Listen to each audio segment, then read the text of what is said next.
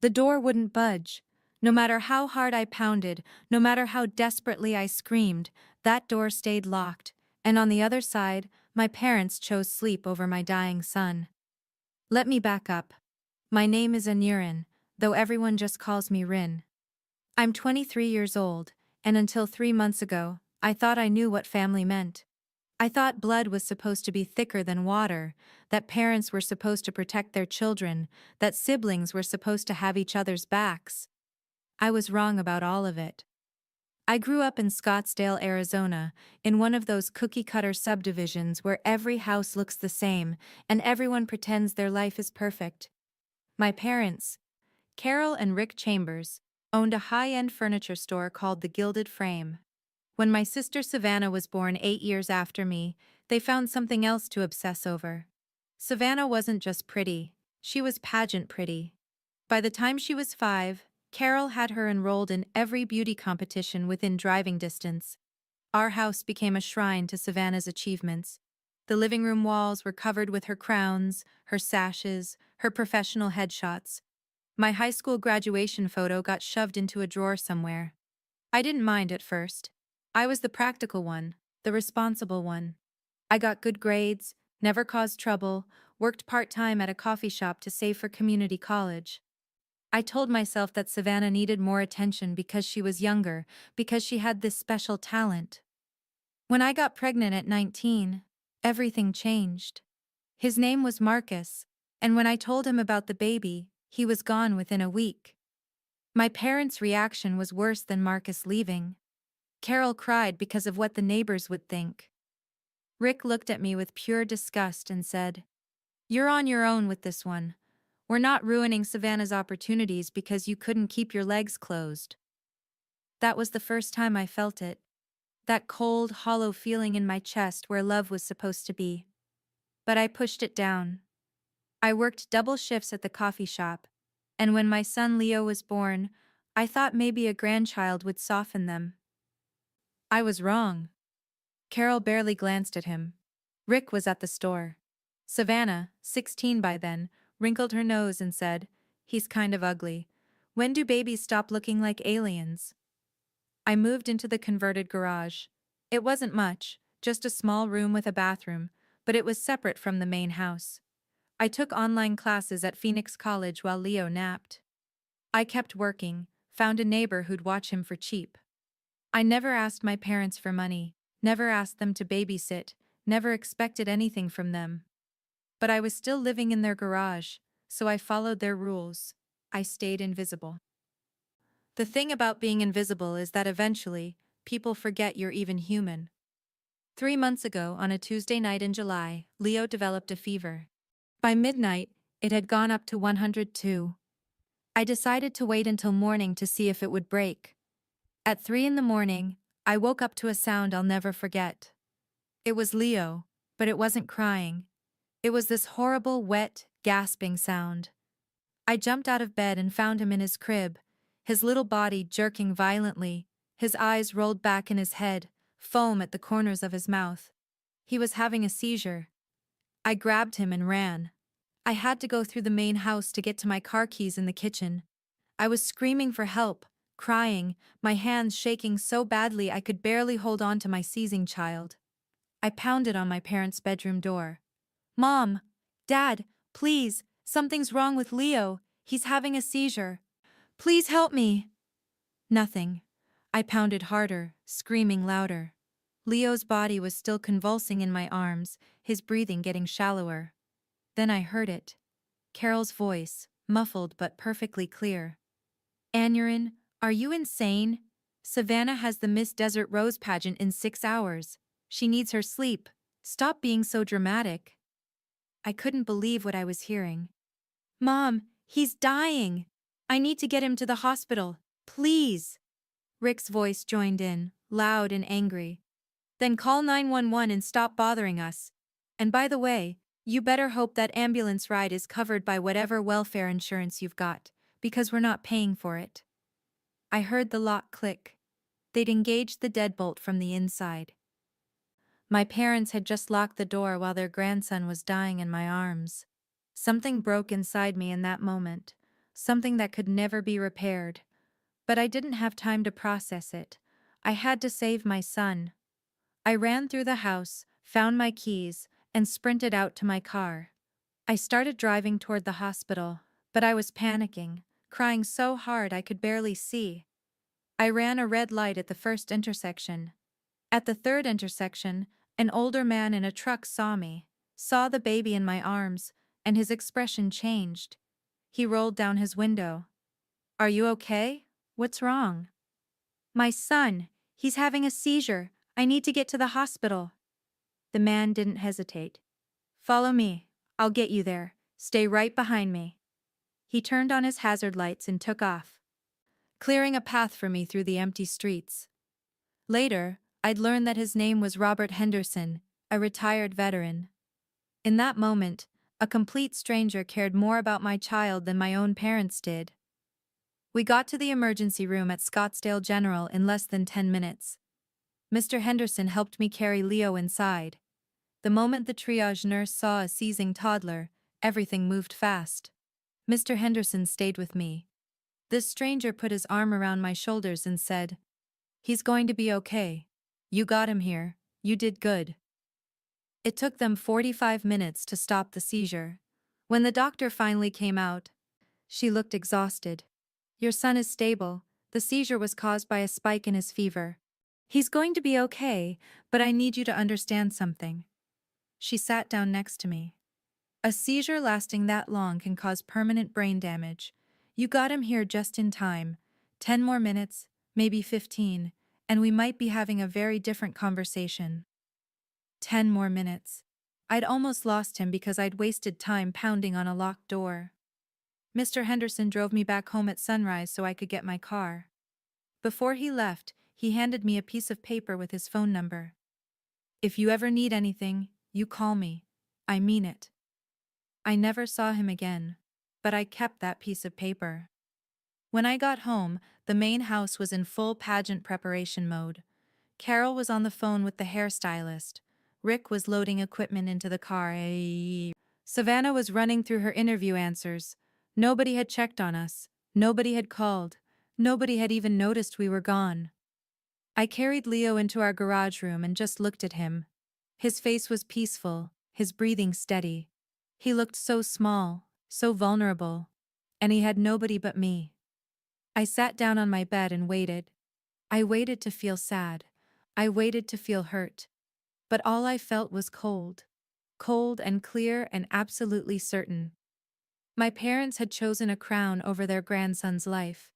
And in that moment, I decided something. I was done being invisible. I was done accepting scraps of attention and calling it love. I was going to destroy them. Not with violence, but with the same weapon they'd used on me: calculated, precise indifference. I spent the next week in observation mode. Savannah didn't win the Miss Desert Rose pageant. She placed third. Carol cried for 2 days. Rick got drunk and punched a hole in the living room wall. The house was a war zone of disappointment, and nobody even asked how Leo was doing. That's when I started really looking at my family's life. I'd always known they spent a lot of money on Savannah's pageant career, but I'd never understood just how much. The dresses alone cost thousands. And the gilded frame wasn't doing as well as they pretended. I started paying attention to their conversations. The store was hemorrhaging money. They'd taken out a second mortgage on the house. They were behind on payments to suppliers. But they kept spending on Savannah because she was supposed to be their golden ticket. One big pageant win, and she'd get sponsorships, modeling contracts. She'd become their cash cow. I started documenting everything. I tracked their spending. I took pictures of receipts. I recorded conversations when they didn't know I was listening. But the real gold mine came from Savannah. She treated me like furniture, which meant she had no problem having phone conversations with her friends while I was in the room. Every pageant contestant was required to raise money for charity. Savannah had been pocketing the money. She'd set up a fundraiser for childhood cancer research, posted about it on social media, gotten donations from local businesses. She was supposed to have raised almost $10,000. She'd donated maybe 1,000. The rest had gone toward Botox, designer handbags, and a secret apartment in Tempe where she'd party with her boyfriend. I knew this because she'd been bragging about it to her best friend during a phone call while I was washing dishes. She literally talked about the fake receipts she'd created, laughing about how easy it was to fool the pageant organizers. I recorded the entire conversation on my phone, and that's when I realized something. Savannah wasn't just my parents' favorite, she was their Achilles heel. Everything they'd built was riding on her success. If Savannah fell, they'd fall with her. I thought about that for a long time. Then I remembered the sound of that deadbolt clicking. I remembered my son's body convulsing in my arms while they slept peacefully on the other side of a locked door. And I stopped feeling guilty. I spent 3 weeks preparing. First, I needed allies. In the pageant world, Savannah had enemies. The girl who hated her most was named Jessica Torres. Savannah had publicly humiliated her at a competition 6 months ago, made posts about Jessica's weight after she'd recovered from an eating disorder. I reached out to Jessica through Facebook. We met at a Starbucks in Phoenix. Jessica was hesitant. "Why are you doing this? She's your sister." I looked her straight in the eye. "She's not really my sister, not in any way that matters." I showed her everything. The recordings of Savannah talking about the fake charity receipts, screenshots of bank statements showing the transfers, photos of receipts for designer purchases that matched the dates. Jessica's eyes got wider with every piece of evidence. "This is fraud, like actual criminal fraud." "I know, but it's also perfect ammunition if you know the right people to show it to." Jessica leaned back, thinking. The Miss Arizona Crown pageant is in 6 weeks. Savannah is heavily favored to win. If this came out before then, she'd be disqualified. Her reputation would be destroyed. Jessica smiled. It wasn't a nice smile. "What do you need from me?" "I need you to get this information to the right people at the right time. Not too early, not too late." Jessica nodded. "I know someone. She runs a blog called Pageant Tea. It's anonymous, but everyone in the community reads it. If she posts something, it spreads like wildfire." "Perfect. But we need to wait. This has to happen as close to the competition as possible. Maximum impact. Minimum time for damage control." The next 4 weeks were excruciating. I watched my parents pour even more money into Savannah's preparation. New wardrobe, new coaches, media training, dental veneers. They'd even hired a publicist. Meanwhile, Leo was thriving. He'd recovered completely from the seizure. Watching him grow, hearing him laugh, it reminded me why I was doing this. 2 weeks before the pageant, the first bomb dropped. Pageant Tea posted an anonymous tip. It was a recording of Savannah talking about one of the judges, a woman named Patricia Holloway, who had a daughter with Down syndrome. In the recording, Savannah was doing a cruel imitation of the girl's speech pattern, laughing about how the mom probably regrets not testing during pregnancy. It was vile. The post went viral in the pageant community within hours. Patricia Holloway commented saying she was disgusted and heartbroken and would be stepping down as a judge. At home, all hell broke loose. Carol was crying, Rick was screaming, Savannah was having a meltdown, insisting she'd been hacked. I stayed in my garage room with Leo, watching it all unfold on social media, and I felt nothing but satisfaction. 1 week before the pageant, the main course was served. Pageant Tea posted again. This time it was a detailed breakdown of Savannah's charity fraud. Bank statements, fake receipts, screenshots of her bragging. Everything was documented and undeniable. The post ended with, "How can we trust someone to represent our state when she's been stealing from children with cancer?" The fallout was immediate. The Miss Arizona Crown organization launched a formal investigation. The charity demanded an audit. Local news stations picked up the story. And nobody suspected me. Why would they? I was just the invisible sister in the garage. Savannah was disqualified 3 days before the competition. The organization released a statement about serious ethical violations. She was banned from competing in any of their events for 5 years. Carol had a panic attack so severe she had to be hospitalized. Rick got so drunk he couldn't go to work for 2 days. Savannah locked herself in her room, only coming out to scream at our parents. I watched it all from my garage window, and I felt like I was watching a building collapse in slow motion. The Gilded Frame started losing customers immediately. In Scottsdale, reputation matters. Many of their clients were people who'd donated to Savannah's fake charity. They felt scammed. They took their business elsewhere. Within 2 weeks, the store's revenue had dropped by 60%. Rick and Carol tried to salvage it. They issued apologies. They made a donation to the cancer charity. But it was too little, too late. The landlord, who happened to be friends with Patricia Holloway, personally called to terminate their lease. He cited ethics clauses in the contract. The Gilded Frame closed permanently on October 15th, and I still wasn't finished. Our subdivision had one of the strictest HOA covenants in Scottsdale. 3 years ago, Rick had built an elaborate fountain in the backyard without getting HOA approval. He'd spent nearly $20,000 on it. I sent an anonymous complaint to the HOA with photos, measurements, and copies of the covenants Rick had violated. The HOA hit my parents with a massive fine and gave them 30 days to remove the entire structure. Rick tried to fight it. He hired a lawyer. But his friends on the board weren't friends anymore, not after Savannah's scandal. The fountain came down. My parents had to pay for all of it while trying to keep up with mortgage payments they could no longer afford. By November, the house went up for sale. Motivated seller, in big letters. Price reduced 3 times in 2 weeks. I started looking for my own apartment. I'd saved money from my job, qualified for assistance programs, found a decent 2-bedroom place in Tempe. It wasn't much, but it was ours. I told my parents I was moving out on a Wednesday evening. Carol barely looked up from the stack of bills. Fine, you've been nothing but a burden anyway. I moved out over the weekend. As I was loading the last box, Carol came out. She looked 10 years older than she had 6 months ago. You know, Enurin, I really thought you'd be more supportive during this difficult time. We're family. I stopped, put down the box, turned to look at her. Family? You want to talk about family? She looked offended. Of course. Despite everything, we still took you in. We gave you a place to live. You gave me a garage.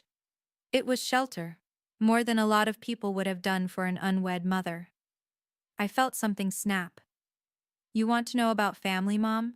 Let me tell you about family. Family doesn't lock the door when their grandchild is dying. Family doesn't choose a crown over a human life.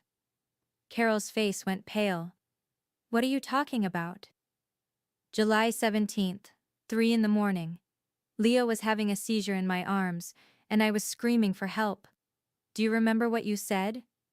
She didn't answer, but I could see in her eyes that she remembered. You told me not to bother you because Savannah needed her sleep for a pageant.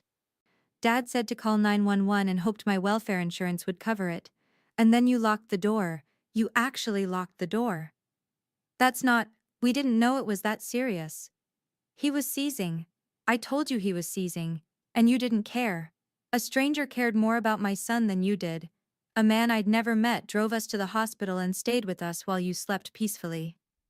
Rick had come out now, standing behind Carol. What exactly are you trying to say, Enurin? I'm saying that everything that's happened to this family, you deserved. The scandal, the store closing, the house, all of it.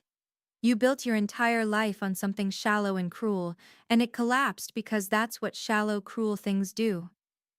You did this, Rick said slowly. You're behind all of this. I smiled. I don't know what you're talking about. I'm just the family embarrassment, remember? How could someone like me possibly orchestrate anything? You vindictive little... Choose your next words carefully, Dad. Because I've been recording this conversation, and I'd hate for your potential employers to hear you threatening your daughter. That stopped him cold. I picked up my box. I'm going to tell you something, and I want you to really hear it. That night in July, when Leo was dying and you locked the door, I stood there and prayed that someone would help me. And you know what? Someone did. A complete stranger saw a desperate mother and a sick child, and he helped us without hesitation. I looked at each of them. That man showed me what real family is supposed to look like. It's not about blood. It's about showing up. It's about caring. It's about putting someone else's needs above a goddamn pageant crown. I put the box in my car and opened the driver's door. You wanted to know if I'm behind your problems? Here's the truth. I didn't destroy you. You destroyed yourselves. You built a life on debt and delusion and narcissism, and you ignored everyone that didn't fit your fantasy. I just helped speed up the inevitable. Carol's voice was small. Where are you going to go? Somewhere you'll never be invited. Leo and I are starting over, and we're doing it without you. We're going to build a real family, the kind where people show up for each other. I got in the car. Through the windshield, I could see them standing there. 3 people who shared my DNA but had never really loved me, never really seen me as anything more than an inconvenience. In the back seat, Leo was strapped into his car seat, playing with a toy truck, completely oblivious. He was happy. He was healthy. He was loved. I started the engine and pulled out. In the rearview mirror, I watched them get smaller. The house with the for sale sign. The family that had crumbled. The life I was leaving behind. I didn't feel guilty. I didn't feel sad. I felt free. That was 6 months ago. A lot has changed since then. Leo and I live in our apartment in Tempe now. It's small, but it's ours. The walls are covered with his artwork from daycare. It's not fancy, but it's filled with love. I'm working full-time at a law office now, doing administrative work while I finish my degree. I'm on track to graduate next year with a degree in social work. I want to help other young mothers who find themselves alone and desperate. Leo is thriving. He's almost 3 now, talking in full sentences, obsessed with dinosaurs and trucks. He goes to a great daycare where they actually care about him. He has friends. He has a routine. He has a mother who would burn the world down for him. We have a community now. Other single mothers from my support group, neighbors who babysit for each other, my coworkers who've become like family, real family. I haven't spoken to my parents or Savannah since that day in November. They tried calling a few times. I blocked their numbers. I heard through an acquaintance that they moved to Tucson. Smaller city, cheaper cost of living, fresh start. Rick got a job at a furniture store. Carol is working part-time at a boutique. Savannah is taking online classes, working at a mall kiosk, her pageant dreams thoroughly dead. They're rebuilding their lives. Just like I'm rebuilding mine. The difference is that my life is being built on something real. Love, respect, honest connections. Sometimes late at night when Leo is asleep, I think about that night in July. I think about pounding on that locked door. I think about the sound of the deadbolt sliding into place. And then I think about Mr. Henderson, that stranger who stopped his truck and helped us without hesitation. He didn't just save Leo that night. He saved me too. He showed me that there was goodness in the world, that not everyone would turn their back on someone in need. Last week, Leo and I were at the park. Another mother sat down next to me. She looked exhausted. We started talking. She was young, maybe 20, single mother, living with parents who resented her. Working 2 jobs, trying to finish high school online. As she talked, I saw myself 3 years ago. That same desperation, that same isolation. When she finished, I gave her my number. If you ever need anything, childcare swap, someone to talk to, information about resources, call me. She looked at me with tears in her eyes. Really? You don't even know me. I know what it's like to need help and not have anywhere to turn. I know what it's like to feel invisible. And I know that sometimes the smallest bit of support can make all the difference. She called me 2 days later. We've been trading babysitting since then. Last night, I helped her study for her GED test. We're building something. Not a family in the traditional sense, but something just as important. A community, a support system. That's what I wanted to talk about. Because when people hear stories like mine, they often focus on the revenge part. They want to know how I destroyed my family, how I orchestrated their downfall. And yes, I did those things. I won't pretend I didn't. I won't pretend I feel guilty about it either. But that's not really what this story is about. This story is about what happens after the revenge. It's about what you build in the space where toxic relationships used to be. Revenge didn't heal me. It didn't undo the years of being invisible. What healed me was building something new, creating a life that wasn't defined by their neglect, becoming the kind of person, the kind of mother that I needed when I was lost and alone.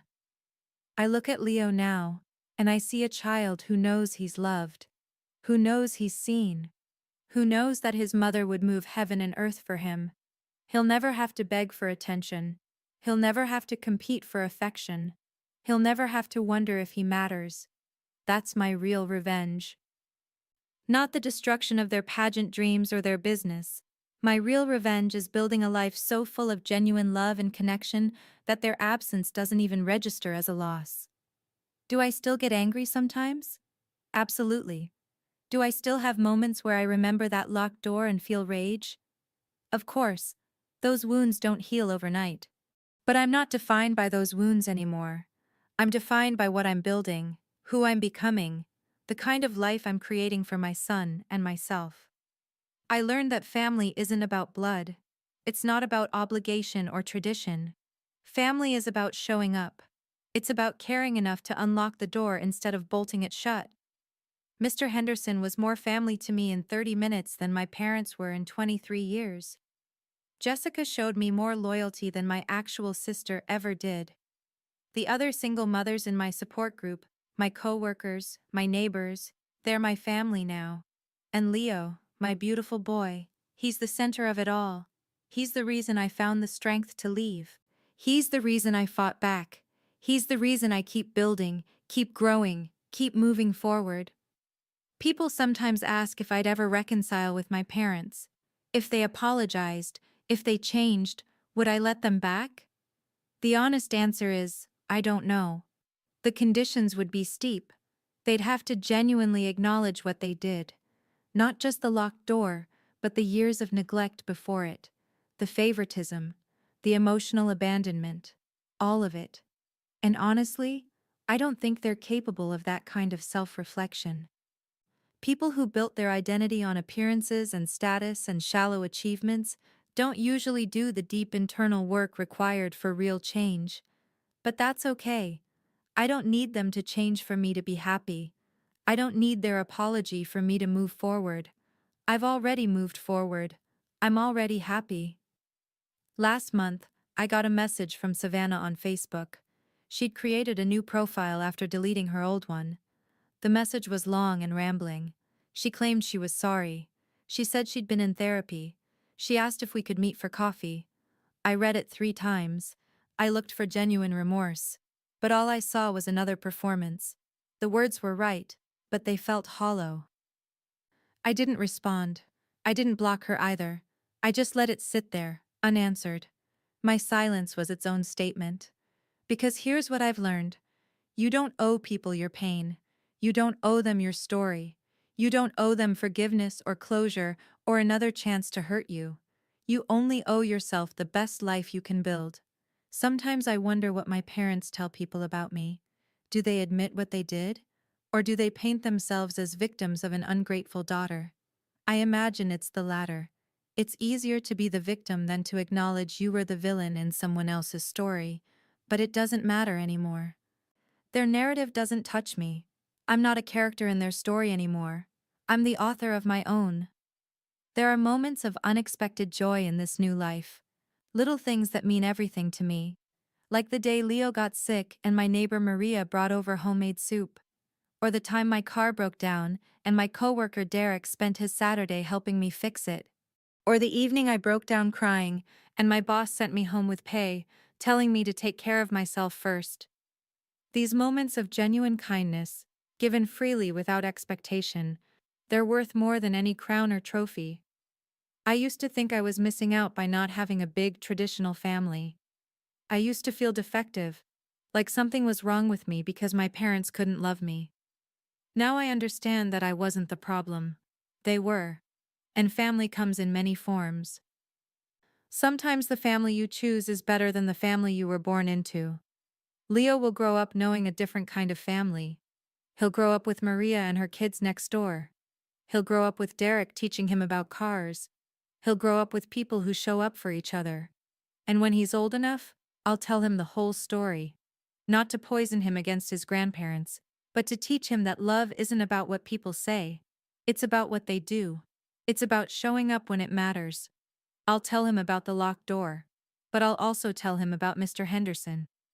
I'll teach him to be the kind of person who stops to help, not the kind who turns away. That's the best revenge of all.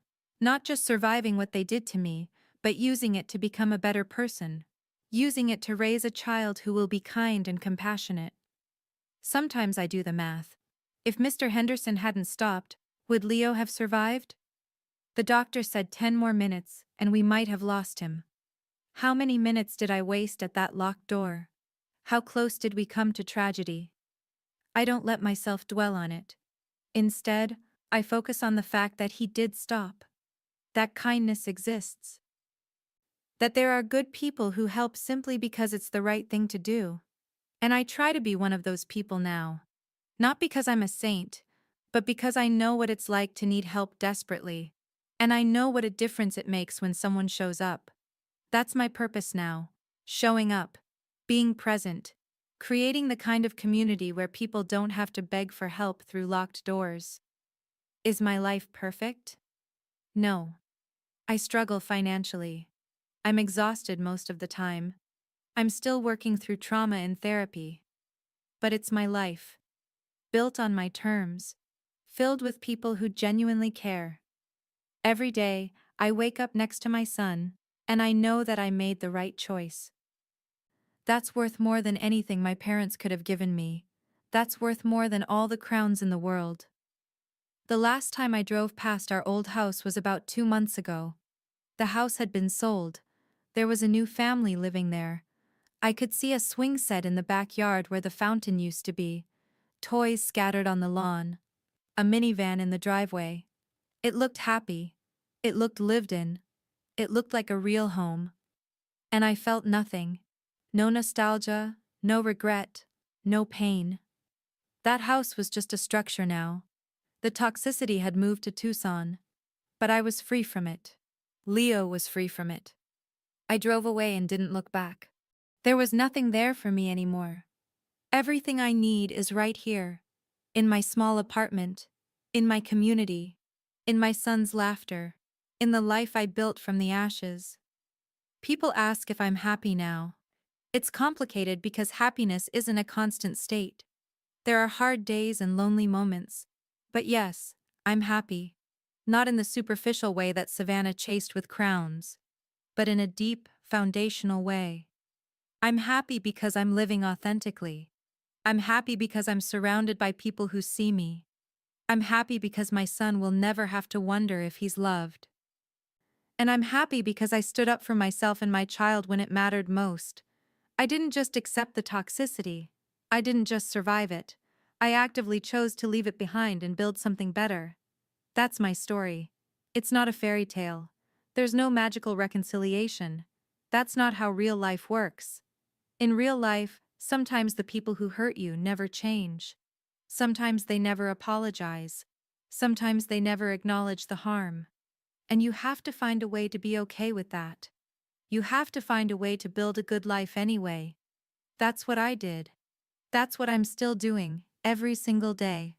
If there's anyone reading this who's in a situation like I was, who feels invisible in their own family, who's being taken for granted or neglected, I want you to know something. You're not crazy. You're not overreacting. If people who claim to love you consistently make you feel small, if they put their needs above your basic dignity, if they lock doors when you're begging for help, that's not love. You deserve better. You deserve to be seen. You deserve to be valued. And you have the power to choose something different. It won't be easy. It wasn't easy for me. There were nights I cried myself to sleep, questioning everything. But every time I look at Leo, every time I sit in my apartment surrounded by people who actually care, I know I made the right choice. You can too. Whether it's a toxic family, a bad relationship, a destructive friendship, you have the power to walk away, to build something new. It's scary, it's hard, but it's worth it. Because on the other side of that fear, there's freedom, there's peace, there's the possibility of real happiness. You are not obligated to set yourself on fire to keep other people warm. You are not required to sacrifice your well-being for people who wouldn't do the same for you. Choose yourself. Choose your children if you have them. Choose the life you want to build, even if it means leaving behind the life you were born into. That locked door broke something in me, but it also freed something. It freed me from the illusion that things would get better if I just tried harder, loved more, needed less. Some things can't be fixed. Some relationships can't be salvaged. And that's okay. Let them go. Build something new. Surround yourself with people who show up. Create the family you needed instead of settling for the one you got. That's the lesson I learned in the worst way possible. And now, Leo and I are going to the park. He wants to feed the ducks, and I want to watch him be a carefree 3-year-old who knows his mother will always answer when he calls. That's the life I chose.